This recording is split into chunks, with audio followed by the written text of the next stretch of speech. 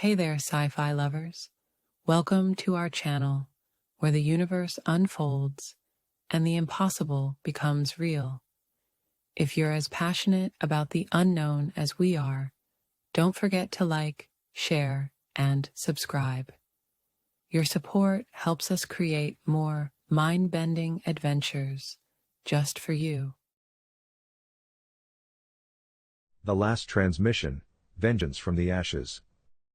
The shocked director of war stood on the bridge of his flagship, the Indomitable, staring out into the vast emptiness of space. The remnants of the enemy fleet were little more than smoldering debris now, the last sparks of their resistance flickering out like dying embers in the cold vacuum.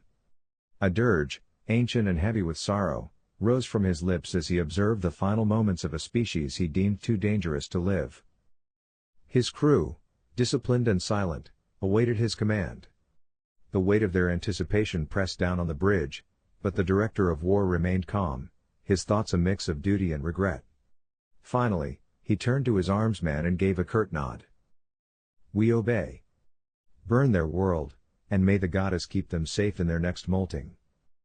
The order reverberated through the bridge, and the crew sprang into action with mechanical precision. The missiles were launched, terrible weapons of mass destruction, crafted by the Shant with the express purpose of eradicating entire civilizations.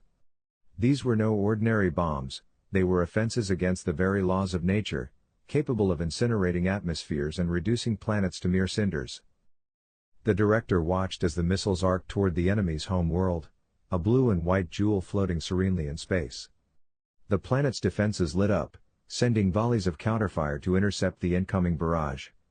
For a moment, hope flickered among the crew as they saw missile after missile explode harmlessly in the upper atmosphere. But the director knew better. He had seen this countless times before. No planet, no matter how advanced, could stand against an army that controlled space. It was only a matter of time before their defenses were overwhelmed. And so it was. The first missile broke through, followed by dozens more. The atmosphere ignited in a chain reaction, a storm of fire that swept across the globe. Seas boiled away, mountains crumbled, and the very crust of the planet split open, spewing molten rock into the sky. Within an hour, the planet was a lifeless husk, its history and future alike erased in a single, horrific instant. The bridge was eerily silent as the crew watched the devastation unfold. The director of war remained motionless, his expression unreadable. Yet beneath his stoic exterior, a flicker of doubt began to stir. Was this truly necessary? Had they gone too far this time? His thoughts were interrupted by a sudden burst of static over the comms. A transmission, faint but unmistakable, crackled through the speakers. The director, initially dismissive, was ready to ignore it as another desperate plea for mercy. But then he heard it, a voice, cold and venomous, calling out his name. "Director of war, murderer."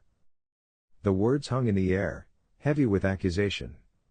The director's eyes narrowed, a chill running down his spine. "We are dead, and we will not see our revenge." The voice was devoid of emotion, a statement of fact rather than a cry of despair. "We have sins that you never saw, evils we hid from you and buried in our darkest history." The director's grip tightened on the console. This was not the response he had expected. There was no fear in the voice, only a grim resolve. "Today, we will let them loose upon you and the cowards that sent you like a knife in the dark." The transmission grew clearer, and a figure began to take shape on the screen. It was a being of metal, its form indistinct and shrouded in shadow.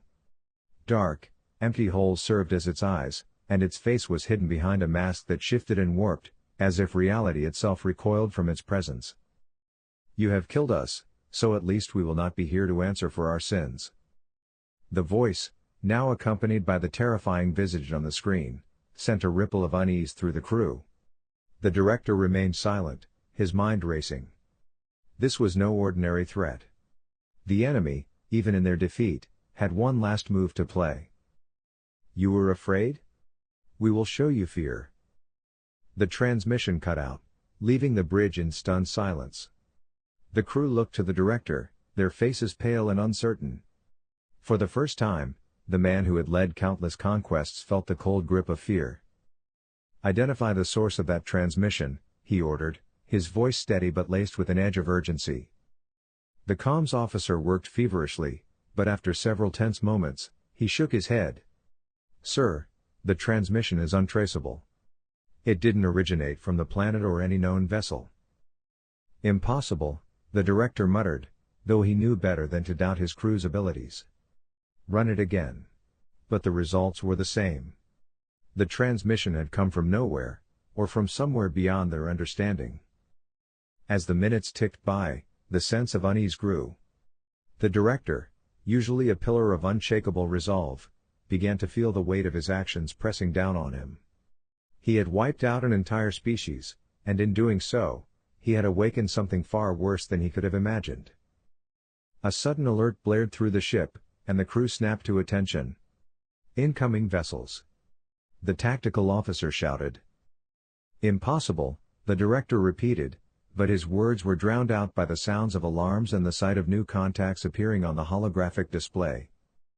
Dozens of ships, sleek and alien in design, materialized out of the void. They were like nothing the Shant had ever encountered, silent, deadly, and bristling with weapons. The director's crest flared in alarm as he recognized the truth: these were not mere ships. They were the sins, the evils that had been buried and now unleashed upon him. All hands, battle stations. The director bellowed, his voice cutting through the chaos. Prepare to engage. But as the first wave of enemy fire struck the Indomitable, it became clear that this was not a battle they could win. The alien ships were too fast, too advanced. They moved with a purpose, a singularity of intent that was terrifying in its precision. Within minutes, the Shant fleet began to fall apart under the relentless assault. Ships were torn asunder, their debris scattering like ash in the wind. The director watched in horror as his forces were decimated, his once mighty armada reduced to smoldering wreckage. In the final moments, as the Indomitable shuddered under the impact of another barrage, the director realized what true fear was. It was not the fear of death or defeat, but the fear of the unknown, of forces beyond comprehension, of sins too terrible to face.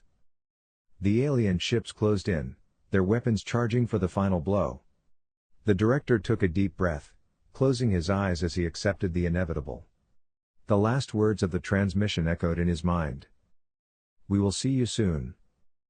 The Indomitable shuddered one final time before being engulfed in a blinding light. And then, there was nothing but silence, as the Shant director of war and his fleet were erased from existence. In the cold vacuum of space, the alien ships drifted among the wreckage, their mission complete.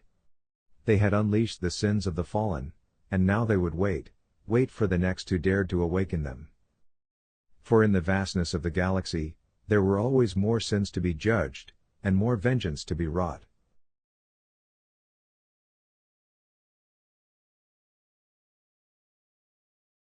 Thank you so much for joining us on this cosmic journey.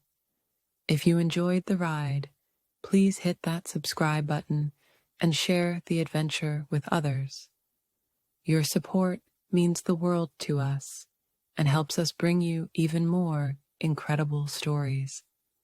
Until next time, stay curious and keep exploring the stars.